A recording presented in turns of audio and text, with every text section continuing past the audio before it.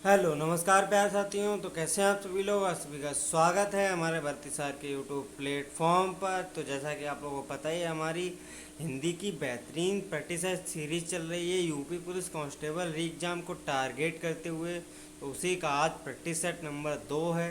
जिन लोगों ने हमारा पहला प्रैक्टिस सेट नहीं देखा है वो हमारी पहले प्लेलिस्ट को फॉलो करके देख सकते हैं। तो आप सभी का स्वागत है। आज दिए गए पर्यायवाची शब्दों में से वाक्य में आए रिक्त स्थान के लिए सही शब्द चुनिए।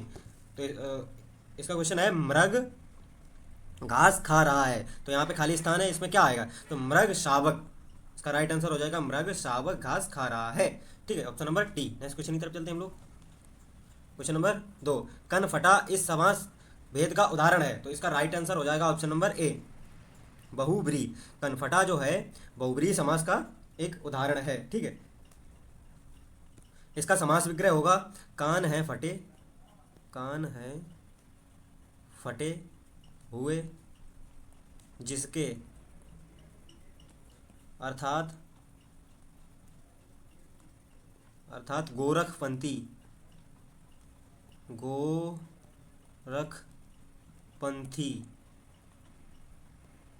ठीक है, तो इसका राइट आंसर हो जाएगा ऑप्शन नंबर ए, बहुब्री। और गोरखपंथी समुदाय से ही हमारे प्रदेश के मुख्यमंत्री योगी आदित्यनाथ जी हैं। ठीक है, तो इसका राइट आंसर हो जाएगा option number A. Next question की तरफ चलते हैं। क्वेश्चन नंबर 3, निम्नलिखित में से कौन सा समास विग्रह वाला पद है? समास विग्रह वाला पद है, तो इसका राइट आंसर हो जाएगा ऑप्शन नंबर बी, कार्य में दक्ष। तो इसका समास हो जाएगा कार्य दक्ष, और समास विग्रह हो जाएगा कार्य में दक्ष। और ये जो है अधिकरण तत्पुरुष समास का उदाहरण है। अधिकरण, अधिकरण तत्पुरुष, जिसकी कारक विभक्ति होती है में पर, में पर। ठीक है, इसका राइट आंसर हो जाएगा ऑप्शन नंबर बी, कार्य में दक्ष। नेक्स्ट क्वेश्चन की तरफ चलते हैं हम लोग। क्वेश्चन नंबर 4, रमेश चंद्र शाह विनायक रचना के लिए सन 2014 में साहित्य अकादमी पुरस्कार से सम्मानित किया गया। इस रचना की विधा है। तो मतलब ये किस प्रकार की विधा, कविता है, उपन्यास है, कहानी है, जीवनी, क्या है? तो इसका राइट आंसर हो जाएगा ऑप्शन नंबर बी, यह एक उपन्यास है। विनायक एक उपन्यास है जो रमेश चंद्र शाह द्वारा रचित है। ठीक है, इसका राइट आंसर हो जाएगा option number B. Next question की तरफ चलते हैं हम लोग।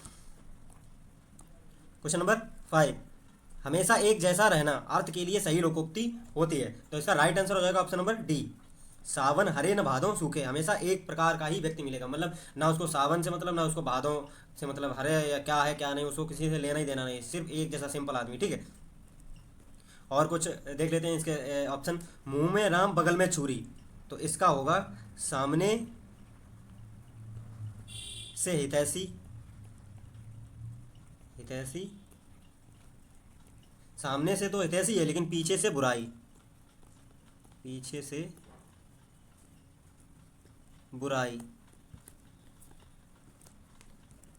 ठीक है, और कुछ देख ले, होनहार बिरवान के होत चीकने पात। तो इसका हो जाएगा होनहार बिरवान के होत चीकने पात। गुड़ी या प्रतिभाशाली व्यक्ति के लगभग बचपन से ही गुण दिखने लगते हैं। ठीक है, और हाथ न कंगन, हाथ कंगन को अरसी क्या, मतलब हाथ कंगन को अरसी, प्रत्यक्ष को प्रमाण की आवश्यकता नहीं होती है। ठीक है, इसका राइट आंसर हो जाएगा ऑप्शन नंबर डी, सावन हरे न भादों सूखे। नेक्स्ट क्वेश्चन की तरफ चलते हैं हम लोग। क्वेश्चन नंबर 6, दो चट्टानों पर साहित्य अकादमी पुरस्कार पाने वाले कवि कौन थे? तो इसका राइट आंसर हो जाएगा ऑप्शन नंबर सी, हरिवंश राय बच्चन। ठीक है, इन्हें 1968 में साहित्य अकादमी पुरस्कार मिला था दो चट्टानों के लिए। ठीक है, नेक्स्ट क्वेश्चन की तरफ चलते हैं। क्वेश्चन नंबर 7, परिवर्तन परिवार में उपसर्ग है। तो इसका राइट आंसर हो जाएगा ऑप्शन नंबर ए, परि। दोनों में परि उपसर्ग लगा हुआ है। ठीक है, नेक्स्ट क्वेश्चन की तरफ चलते हैं हम लोग। क्वेश्चन नंबर 8, वाक्य में आए रिक्त स्थान के लिए विकल्पों में से सही विकल्प शब्द चुनिए। यह कविता, यह कविता, यहाँ पे रिक्त स्थान है लिखी है, यह कविता किसने लिखी है, मतलब किसने लिखी है, मतलब तो इसका राइट आंसर हो जाएगा ऑप्शन नंबर ए, यह कविता मैंने लिखी है। ठीक है, नेक्स्ट क्वेश्चन की तरफ चलते हैं हम लोग।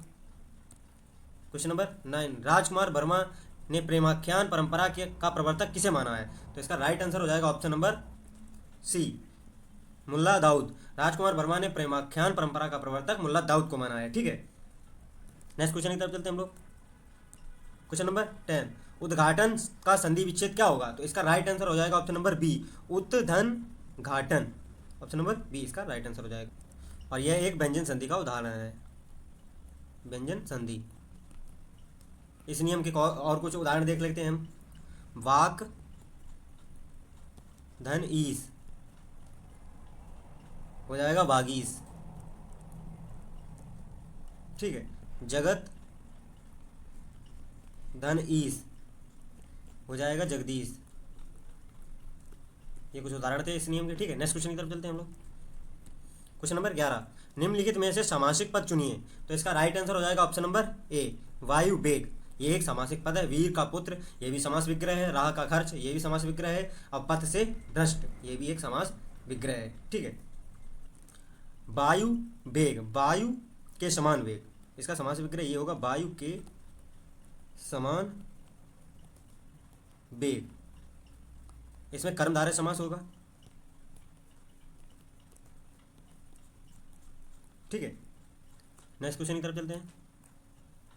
क्वेश्चन नंबर 12, निम्नलिखित में से सही वाक्य की पहचान कीजिए। तो इसका right answer option number C, मुझे बहुत आनंद आता है, ठीक है। इसका राइट आंसर हो जाएगा option number C. Next question की तरफ चलते हैं हम लोग। क्वेश्चन नंबर 13, माखनलाल चतुर्वेदी को किस कृति पर साहित्य अकादमी पुरस्कार मिला। तो इसका राइट आंसर हो जाएगा ऑप्शन नंबर सी, हिमतरंगिणी।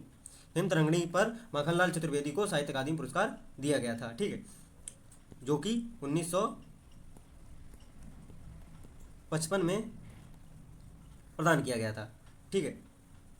नेक्स्ट क्वेश्चन की तरफ चलते हैं हम लोग। क्वेश्चन नंबर 14, तेलुगु शब्द की उत्पत्ति निम्नलिखित में से किस शब्द से हुई है। तो इसका राइट आंसर हो जाएगा ऑप्शन नंबर बी, त्रिलिंग। तेलुगु शब्द की उत्पत्ति त्रिलिंग शब्द से हुई है। और तेलुगु भाषा जो है वो मुख्यतः आंध्र प्रदेश तेलंगाना में बोली जाती है, ठीक है।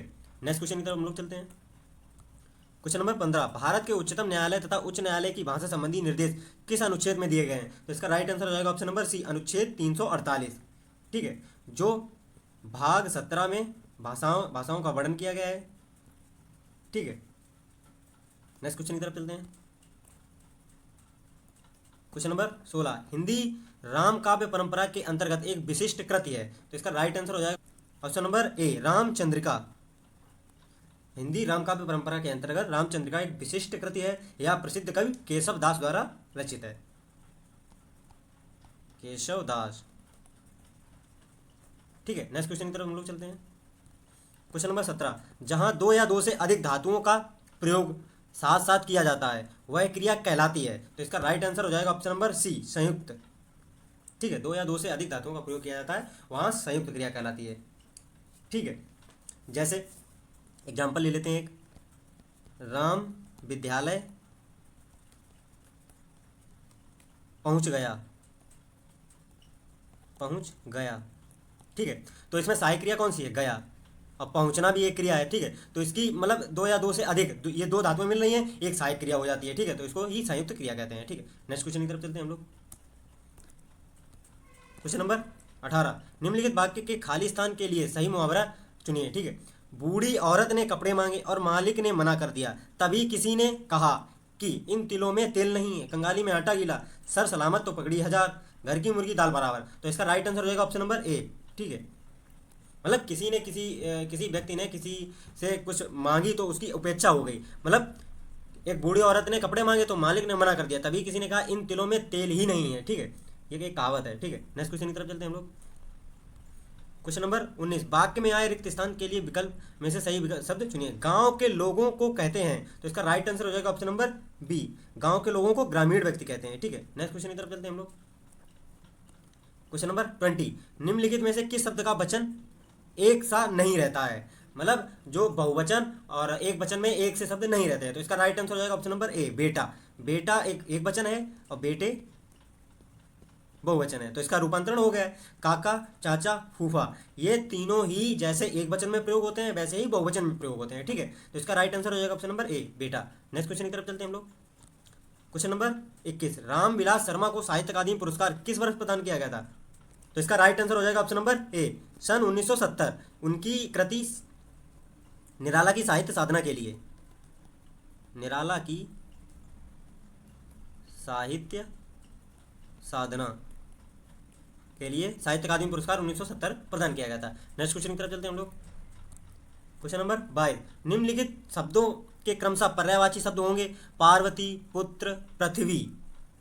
इसका राइट आंसर हो जाएगा ऑप्शन नंबर सी, पार्वती का उमा और पुत्र का सुत और पृथ्वी का सुधा, ये तीनों ही सुमेलित हैं। ठीक है, नेक्स्ट क्वेश्चन की तरफ चलते हैं हम लोग। क्वेश्चन नंबर 23, विज्ञान में कौन सा उपसर्ग लगा हुआ है? तो इसका राइट आंसर हो जाएगा ऑप्शन नंबर डी, विज्ञान में वी उपसर्ग लगा हुआ है। ठीक है, नेक्स्ट क्वेश्चन की तरफ चलते हैं हम लोग। क्वेश्चन नंबर 24, गणपति चंद्रगुप्त ने हिंदी का प्रथम कवि किसे माना है? तो इसका राइट आंसर हो जाएगा ऑप्शन नंबर सी, शूलभद्र सूरी को गणपति चंद्रगुप्त ने हिंदी का प्रथम कवि माना है। ठीक है, नेक्स्ट क्वेश्चन की तरफ चलते हैं हम लोग। क्वेश्चन नंबर 25, महाजनी शब्द में प्रयुक्त प्रत्यय है? तो इसका राइट आंसर हो जाएगा option number B, E, Mahajan धन ई, इसका राइट आंसर हो जाएगा option number B. Next question की तरफ चलते हैं। क्वेश्चन नंबर 26, प्रत्येक इस संधि का भेद का उदाहरण है? तो इसका राइट आंसर हो जाएगा ऑप्शन नंबर सी, प्रत्येक जो है यड़ संधि का उदाहरण है। इसका संधि विच्छेद होगा प्रति धन एक। इसका और कुछ उदाहरण है, इति धन आदि इत्यादि। ठीक है, नेक्स्ट क्वेश्चन की तरफ चलते हैं हम लोग। क्वेश्चन नंबर 27, मैं घर जाता हूं, इस वाक्य में सहायक क्रिया कौन सी है? तो इसका राइट आंसर हो जाएगा ऑप्शन नंबर सी, मैं घर जाता हूं। जाना भी एक क्रिया है, सहायक क्रिया है हूं, मतलब इसका एक सहायता दे रहा है, मतलब जाता हूं, जाता है तो ये अधूरा होगा, अगर हूं लगाते हैं तो पूर्ण हो जाता है, जाता हूं तो ये सहायक क्रिया है। ठीक है, नेक्स्ट क्वेश्चन की तरफ चलते हैं हम लोग। क्वेश्चन नंबर 28, राष्ट्र में ई प्रत्यय लगाने पर कौन सा नया शब्द बनेगा? तो इसका राइट आंसर हो जाएगा ऑप्शन नंबर सी, राष्ट्रीय। ठीक है, नेक्स्ट क्वेश्चन की तरफ चलते हैं हम लोग। क्वेश्चन नंबर 29, कार्यालय पत्र के अर्ध सरकारी पत्र व्यवहार इनमें से मुख्यतः किनके बीच किए जाते हैं? तो इसका राइट आंसर हो जाएगा ऑप्शन नंबर ए, शासकीय अधिकारियों के बीच। ठीक है, नेक्स्ट क्वेश्चन की तरफ चलते हैं हम लोग। क्वेश्चन नंबर नेक्स्ट, प्रभु जी तुम चंदन हम पानी पंक्ति किस कवि की है? तो इसका राइट आंसर हो जाएगा ऑप्शन नंबर बी, संत रैदास की है ये कवि, प्रभु जी तुम चंदन हम पानी। नेक्स्ट क्वेश्चन की तरफ चलते हैं। क्वेश्चन नंबर 31, निम्नलिखित में से सही वाक्य पहचानिए। तो इसका राइट आंसर हो जाएगा ऑप्शन नंबर बी, इस पर्वतीय क्षेत्र में सर्वत्र शांति है। नेक्स्ट क्वेश्चन की तरफ चलते हैं। क्वेश्चन नंबर 33, निम्नलिखित शब्दों में से यौगिक शब्द पहचानिए।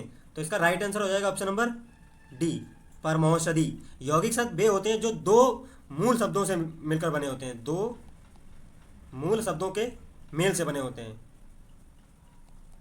शब्दों के मेल से बने होते हैं। ठीक है, जैसे इसमें होता है परम औषधि, तब ये बनता है परम औषधि। और बनावट के आधार पर शब्द होते हैं तीन प्रकार के, एक होता है रूढ़, एक होता है यौगिक और एक होता है यौगरूढ़। बनावट के आधार पर शब्द तीन प्रकार के होते हैं। ठीक है, नेक्स्ट क्वेश्चन की तरफ चलते हैं हम लोग। हमारा ये गद्यांश आ गया है, गद्यांश को रीड करेंगे, उसके बाद क्वेश्चन आंसर डिस्कस करेंगे। ठीक है, मंजिल की तलाश करते हैं, यह जरूर है कि विज्ञान में अंध आस्था की प्रवृत्तियों के लिए कोई जगह नहीं होती है, नहीं होनी चाहिए। विज्ञान में सत्य के साक्षात्कार का कोई दावा नहीं चलता। मतलब यह है कि कोई भी सिद्धांत अपने आप में कभी निरपेक्ष, अकाट्य या परम सत्य नहीं होता है। वह स्वयंभू या स्वयं सिद्ध होने का दावा नहीं कर सकता, लेकिन जब तक वह गलत नहीं साबित हो तब तक वह सच ही माना जाता है। इस प्रकार कोई भी वैज्ञानिक अवधारणा चिन्मय चिरंतन न होकर एक सापेक्ष अवधारणा होती है।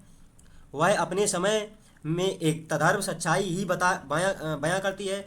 मसलन कई सौ वर्ष तक न्यूटन के गुरुत्वाकर्षण सिद्धांत का किला अभेद ही माना जाता रहा। वह एक सच्चाई थी, लेकिन बाद में आइंस्टीन के सिद्धांतों तथा क्वांटम फिजिक्स ने उसका खंडन प्रस्तुत किया। आज भी अंतरिक्ष या ब्रह्मांड संबंधी अध्ययन हो, उपग्रहों का प्रक्षेपण, न्यूटन की गति और गुरुत्व सिद्धांत ही काम में लाए जाते हैं। क्वांटम फिजिक्स के आगमन को दो तरह से देखा जा सकता है। एक, इसने न्यूटनवाद को झूठा करार दिया। दो, इसने न्यूटनवाद में एक नया अध्याय जोड़ा और न्यूटन का सिद्धांत परिष्कृत हो गया। ठीक है, अब हम लोग क्वेश्चन आंसर डिस्कस करेंगे। क्वेश्चन नंबर 33, ठीक है, विज्ञान के संदर्भ में असत्य कथन है। तो इसका राइट आंसर हो जाएगा ऑप्शन नंबर सी, विज्ञान अपने समय की वास्तविक सच्चाई बयां करती है नहीं। ठीक है, नेक्स्ट क्वेश्चन की तरफ चलते हैं।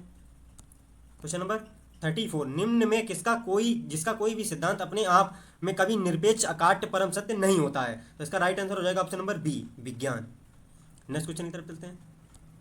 क्वेश्चन नंबर 35 न्यूटन का सिद्धांत किसकी वजह से परिष्कृत है? इसका राइट आंसर हो जाएगा option number A, quantum physics. Next question की तरफ चलते हैं। क्वेश्चन नंबर 36 आज भी उपग्रहों के प्रक्षेपण में किसका प्रयोग किया जाता है? इसका राइट आंसर हो जाएगा ऑप्शन नंबर सी, गुरुत्वाकर्षण सिद्धांत का। नेक्स्ट क्वेश्चन की तरफ चलते हैं। क्वेश्चन नंबर 37 किसने न्यूटनवाद को झूठा करार दिया? इसका राइट आंसर हो जाएगा option number B, quantum physics ने। ठीक है, आज का लास्ट क्वेश्चन था हमारा। तो बने रहिए चैनल के साथ और लाइक एंड सब्सक्राइब भी करिए, अपने प्यारे दोस्तों को भी शेयर करिए। तो आज की क्लास यहीं पे एंड करते हैं, मिलते हैं नेक्स्ट वीडियो में। तब तक जय हिंद, जय भारत।